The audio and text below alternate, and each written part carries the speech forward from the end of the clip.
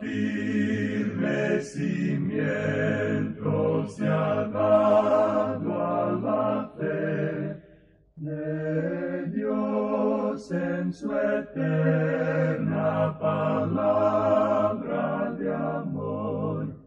Con el propósito de compartir con usted las inmutables verdades de la palabra de Dios, presentamos A Través de la Biblia, un estudio detallado y sistemático de toda la Biblia que le ayudará a conocer lo que Dios ha revelado para nuestro provecho espiritual. Estos estudios bíblicos fueron diseñados y elaborados por el Dr. J. Vernon McGee, versado maestro de la Biblia, quien dedicó la mayor parte de su vida a la enseñanza clara y sencilla de la palabra de Dios. Acompáñenos, pues, mientras avanzamos en nuestro recorrido a través de la Biblia. Cuán firme cimiento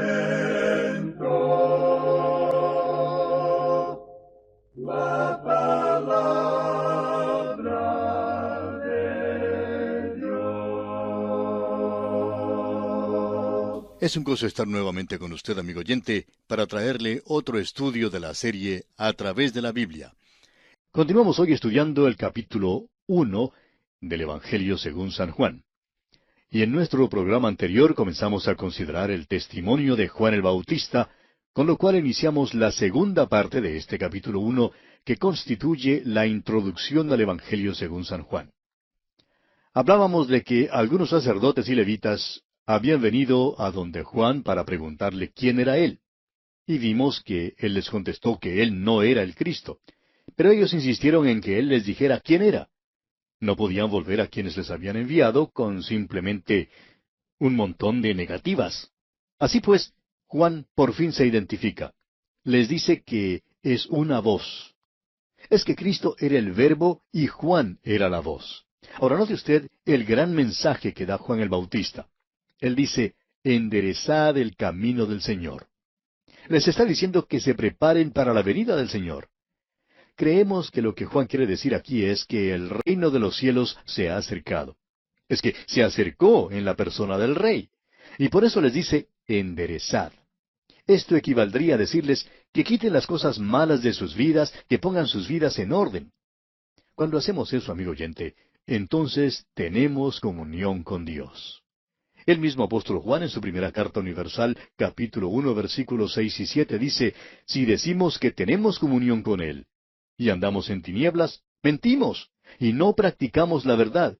Pero si andamos en luz, como Él está en luz, tenemos comunión unos con otros, y la sangre de Jesucristo su Hijo nos limpia de todo pecado. Y continúa aquí el apóstol Juan enseñándonos en los versículos siguientes, versículos 8 y 9 de su primera epístola, que necesitamos limpiar nuestras vidas mediante la confesión. Dice Juan, si decimos que no tenemos pecado, nos engañamos a nosotros mismos y la verdad no está en nosotros. Si confesamos nuestros pecados, Él es fiel y justo para perdonar nuestros pecados y limpiarnos de toda maldad. Volviendo ahora al capítulo 1 del Evangelio según San Juan, notará usted que él está citando al profeta Isaías, allí en el versículo 23.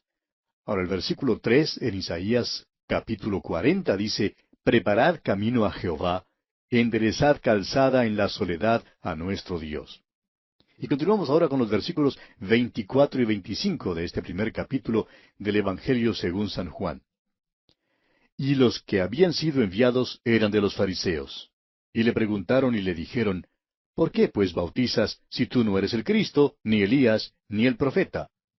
Ahora le presentan una cosa técnica. Le dicen, bueno, si no eres uno de estos, entonces, ¿por qué bautizas? Y en el versículo 26 dice que Juan les respondió diciendo, yo bautizo con agua, mas en medio de vosotros está uno a quien vosotros no conocéis. Hoy en día llamamos a este hombre Juan el Bautista. Pero la realidad es que él negó que de veras era el Bautista. Dijo que meramente usaba agua, pero añadió que había uno que venía después de él y que éste bautizaría en fuego y en Espíritu Santo. Ese es pues el bautismo de juicio que ha de venir sobre la tierra, mientras que el bautismo del Espíritu Santo tuvo lugar en el día de Pentecostés. Ahora quizás usted se pregunte, si en aquel día Cristo no estaría allí entre la multitud. Si Él no estaría allí mientras le hacían estas preguntas a Juan. Bueno, la verdad es que no lo sabemos, pero bien pudo haber estado allí. Leamos ahora el versículo 27. Este es el que viene después de mí, el que es antes de mí, del cual yo no soy digno de desatar la correa del calzado.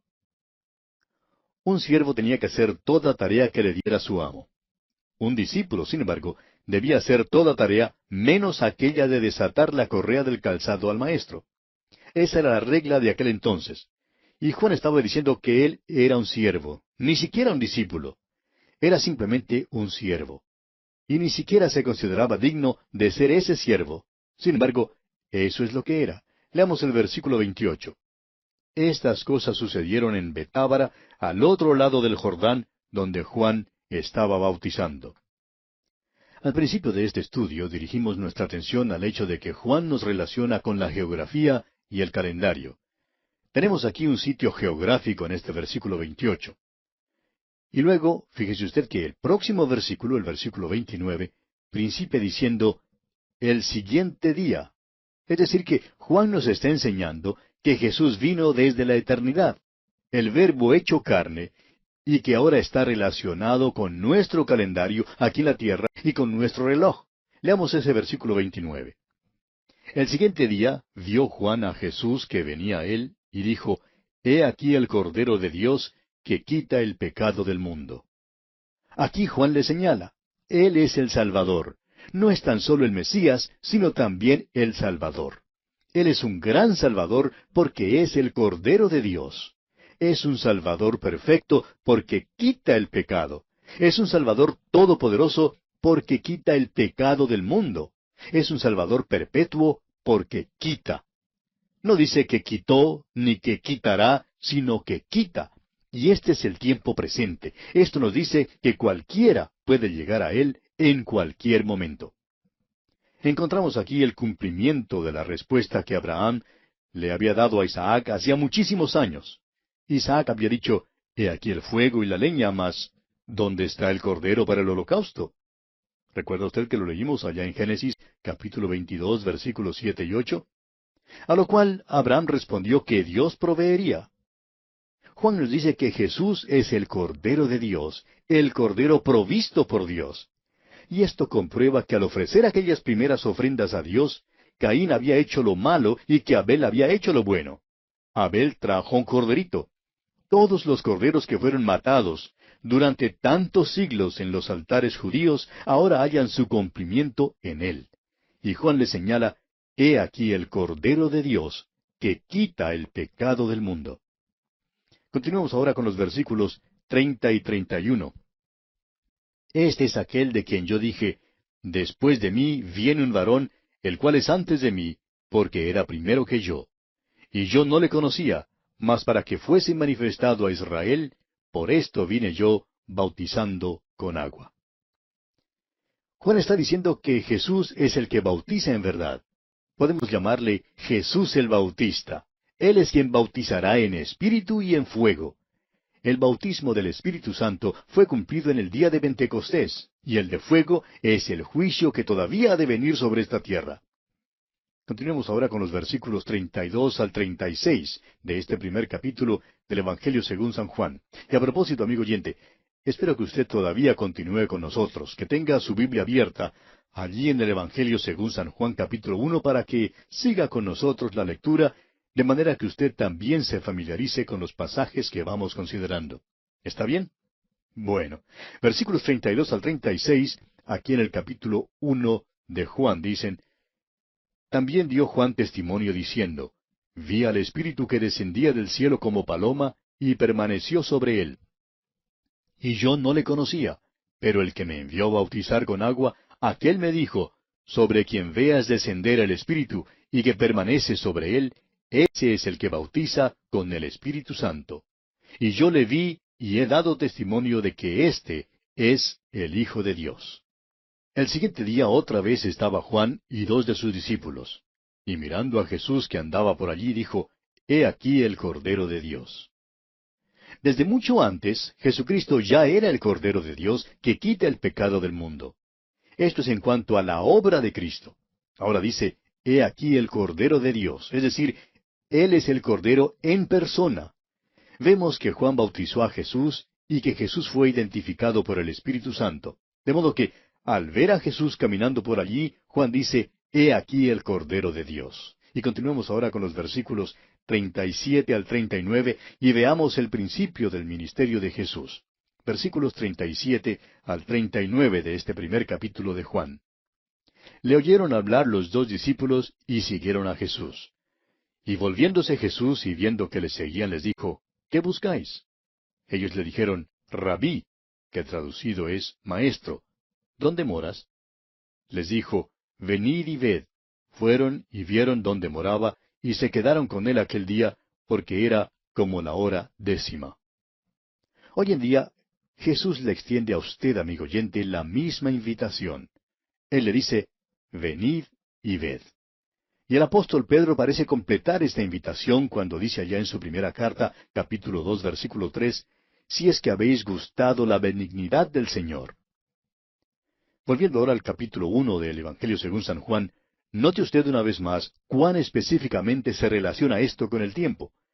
Dice la última parte del versículo 39, era como la hora 10, es decir, era tarde en la noche. Uno de estos dos, que habían sido discípulos de Juan el Bautista, era Andrés, y lo primero que hace es buscar a su propio hermano Simón. Leamos los versículos 40 al 42 de este capítulo 1 de Juan. Andrés, hermano de Simón Pedro, era uno de los dos que habían oído a Juan y habían seguido a Jesús. Este halló primero a su hermano Simón y le dijo, hemos hallado al Mesías, que traducido es, el Cristo. Y le trajo a Jesús. Y mirándole Jesús dijo, tú eres Simón, hijo de Jonás. Tú serás llamado Cefas, que quiere decir Pedro. La distinción en el idioma castellano entre Pedro y piedra no refleja la fuerza del original arameo y griego, donde una misma palabra designa a la vez la firmeza que caracteriza a la roca y el nuevo nombre. Este hombre Simón era de carácter muy débil, pero nuestro Señor le dijo que sería una piedra. Y tal vez todo el mundo se rió allí ese día porque ninguno creía que Simón llegaría a ser el hombre fuerte que llegó a ser. ¿Quién creyera que este hombre se pararía en el día de Pentecostés para predicar ese poderoso sermón que inició la edad de la iglesia? Continuemos con los versículos 43 y 44. El siguiente día quiso Jesús ir a Galilea, y halló a Felipe y le dijo, sígueme. Y Felipe era de Bethsaida, la ciudad de Andrés y Pedro. Bethsaida está en el mar de Galilea. Sabemos que Pedro, Andrés y Felipe vivían allí y que eran pescadores. Continuemos ahora con los versículos 45 y 46. Felipe halló a Natanael y le dijo, hemos hallado a aquel de quien escribió Moisés en la ley, así como los profetas, a Jesús, el hijo de José de Nazaret. Natanael le dijo, ¿de Nazaret puede salir algo de bueno? Le dijo Felipe, ven y ve. Natanael, amigo oyente, es uno que presume ser sabio y aquí cree decir una agudeza. ¿De Nazaret puede salir algo de bueno? Y tal vez se rió de su propio chiste. Pero Felipe no se rió, simplemente le dijo, ven y ve. Y eso en realidad es lo importante, ven a Cristo. Ahora el versículo 47. Cuando Jesús vio a Natanael que se le acercaba, dijo de él, he aquí un verdadero israelita en quien no hay engaño. También podríamos decir que Jesús dijo, aquí hay un israelita en quien no hay Jacob, ya que el nombre de Jacob significaba suplantador o engañador en el hebreo. Jesús se refiere al hecho de que el nombre de Jacob fue cambiado a Israel, que significa gobernará como Dios. Natanael acostumbraba a decir cosas ingeniosas y chistosas, pero nunca con alguna mala intención. Y como él hay muchos. Siempre nos agradan las personas que tienen un sentido del buen humor. Pero la verdad es que tememos al hombre que no lo tiene. Y por eso nos gusta Natanael. No hay Jacob en este hombre, un israelita en quien no hay engaño. Continuemos ahora con los versículos 48 y 49. Le dijo Natanael, ¿de dónde me conoces? Respondió Jesús y le dijo, antes que Felipe te llamara, cuando estabas debajo de la higuera, te vi. Respondió Natanael y le dijo, Rabí, tú eres el Hijo de Dios, tú eres el Rey de Israel. El Señor Jesucristo tuvo dos discípulos que tuvieron muchas dudas. Uno, que las tuvo al principio de su discipulado, fue Natanael, y el otro, que las tuvo al final, fue Tomás. Este hombre, este que duda, este que se pregunta si algo de bueno puede salir de Nazaret, confiesa inmediatamente que Jesús es el Hijo de Dios, el Rey de Israel. Y son muchos los hombres que hoy en día todavía hacen la misma pregunta. ¿De Nazaret puede salir algo de bueno? Nuestro Señor Jesucristo pasó allí 30 años. Veamos ahora el versículo 50. Respondió Jesús y le dijo, «Porque te dije, te vi debajo de la higuera, ¿crees? Cosas mayores que estas verás». Natanael había confesado que el Señor Jesús era el Hijo de Dios y el Rey de Israel. Y eso revela que algo de mucha importancia había salido de Nazaret. Pero el Señor más o menos le reprende y le pregunta que si era simplemente porque le dijo que le había visto debajo de la higuera que había creído. Y Jesús le promete que vería cosas mayores que esas en los próximos 3 años. Y la verdad fue que Natanael vio cosas mucho mayores que estas. Sin embargo, Jesús sigue contándole aún más. Leamos el versículo 51. Y le dijo, de cierto os digo, de aquí adelante veréis el cielo abierto y a los ángeles de Dios que suben y descienden sobre el Hijo del Hombre. Nuestro Señor había dicho a este hombre, he aquí un verdadero israelita en quien no hay engaño. Y ahora nuestro Señor sigue hablándole y se refiere al incidente en la vida del patriarca Jacob, quien cuando era joven tuvo que salir de su hogar huyendo. Tuvo que salir de su casa porque su hermano Esaú le buscaba para matarle. Pasó su primera noche fuera del hogar allá en Betel, y allí el Señor se le apareció y vio una escalera que bajaba del cielo. Por esa escalera los ángeles subían y descendían. El significado para Jacob era que Dios no había perdido contacto con él, que Dios siempre estaría con él, aunque hubiera salido de su hogar. Jacob había creído que cuando salió de su hogar había dejado atrás a Dios. Claro es que tenía una perspectiva limitada en cuanto a Dios, pero en Betel Jacob se dio cuenta de que Dios estaría siempre con él. Y nuestro Señor se refiere a esto aquí, y dice que la escalera era Él mismo. Le dice, ahora tú verás a los ángeles de Dios subiendo y descendiendo sobre el Hijo del Hombre. Los ángeles estaban en sujeción a Cristo y le servían. Aquí se revela que Jesús estaba encargado de los ángeles, por tanto los podía mandar como mensajeros del cielo y también que regresaran al cielo. Jesús pues le dice a Natanael que vería el cielo abierto y a los ángeles de Dios que suben y descienden sobre el Hijo del Hombre. Vería hablar al Padre desde la parte superior de esa escalera, diciéndole a su Hijo que estaba abajo, «Este es mi Hijo amado, en quien tengo complacencia». La escalera es Cristo, y es sólo por esta escalera que usted y yo, amigo oyente, podemos comunicarnos con Dios. El Señor Jesús dijo allá en el capítulo 14 de este Evangelio de Juan, versículo 6, «Yo soy el camino, y la verdad, y la vida. Nadie viene al Padre, sino por mí». Él es la escalera. No es una escalera por la cual uno sube, sino una escalera en la cual uno confía. Es una escalera en la cual uno se apoya y en la cual uno cree. Y esto es lo importante aquí, amigo oyente. Y bien, así concluye nuestro estudio del capítulo 1 del Evangelio según San Juan. Al seguir nuestro estudio en el próximo capítulo, el capítulo 2, comenzaremos con la siguiente división mayor del Evangelio según San Juan. Los capítulos 2 hasta el 12 nos dan el testimonio de las obras y las palabras de Cristo. Le invitamos pues a acompañarnos mientras continuamos nuestro recorrido por el capítulo 2 de este Evangelio según San Juan.